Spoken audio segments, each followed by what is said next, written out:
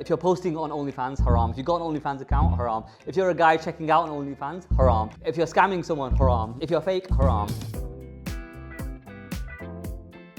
Alright guys, so I know we said nothing is off limits, but you guys have sent some pretty spicy haram type questions. So here goes. Let me preface with, I'm not a religious scholar, so please get a religious opinion on something if it really matters to you. I'm just giving my personal take on everything I've seen in 10 years of doing this business. So, number one, I can't believe I'm answering this. Is selling foot pics haram and why? Oh, where do I begin? So technically, there's the opinion that for a woman, hands and feet can be on show. That bit's fine. Second bit is, yes, selling photos of it so that a guy, a weird guy, finds pleasure in it. Things like that always lead to something else. It'll lead to a guy then wanting other photos and other kind of content, and things escalate, and then you realize you have inappropriate photos of yourself or videos out there on the internet. Assume that person will send it to 1,000 people, and if you're like, I'm not comfortable with that photo being out there, make sure it's never out there, yeah? Most important thing. Is it haram to have a crush? How do I answer this? It's halal to have a crush, to be attracted to someone. We're human, right? Allah's put an attraction between a man and a woman. That's a good thing. My bit of advice that I would say, don't let your emotions get the better of you, right? Try and stay level-headed and try and think practically. A few basic questions. Number one, do I want to spend the rest of my life with this person? Number two, and this is actually a really, really good example because it looks at character.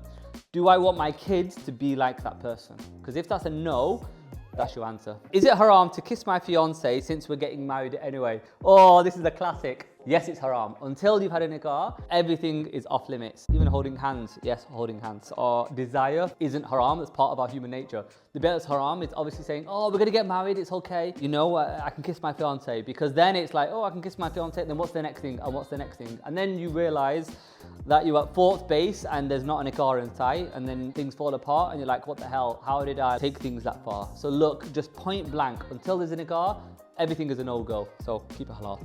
Is it okay to date casually if there's not intimacy? To date, even halal date, will mean 1,000 different things. What does Muzz mean when we say Muslim dating app? Involving family. Make sure it's out in the open, you're getting to know this person. Number two, it's for the sake of marriage. You're not just getting to know someone for the sake of having a bit of fun. If you want that, there are other apps out there, go. We're not the place for it. We don't want to be the place for it. Most important thing. So look, if you're not meeting someone with a purpose, then that's just a waste of everyone's time. And ultimately, that's just a meeting where something untoward can happen, right? And remember, you don't want regret, right? You want to make sure that if you're getting married, you start things off with the right intention, you keep things halal, because ultimately, look, if you start with something good, it ends in something good. It's as simple as that. So just try and keep that in mind. But like I said, we're all human. You're going to meet up. We know you meet up. And we're here to just give you as much advice as possible of how to look after yourself and how to do things right. And, you know, inshallah, please do try and follow it. Is it haram for me to dress like a boy? I'm a girl. There definitely is Islamic wisdom in not imitating the other gender.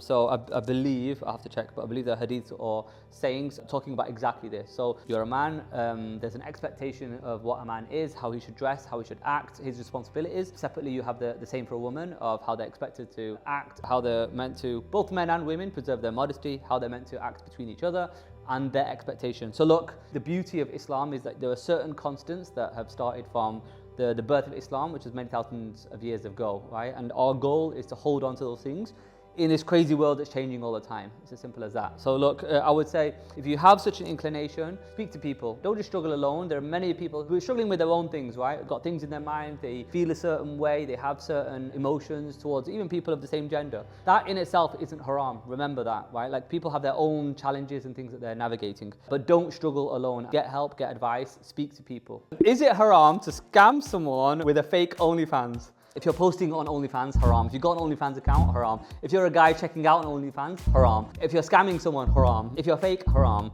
I mean, look, there's 1,000 things that's just wrong with every part of that question, and it means that you need help. Is it haram if I purposely don't check if some food has pork so that technically it's an accident if I eat it?